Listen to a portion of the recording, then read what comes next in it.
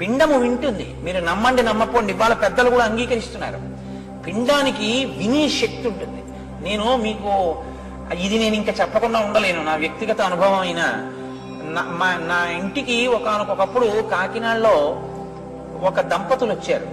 వాళ్ళు అమెరికాలో ఉంటున్నారు. ఆవిడ పెళ్లి ముందు నుంచి ఏదో నేను చెప్పిన మాటలు ఆవిడకి ఏదో పాపం మంచివి అనిపించాయి. ఆవిడ వింటూ ఉంటుంది సీడీలు ఎప్పుడు.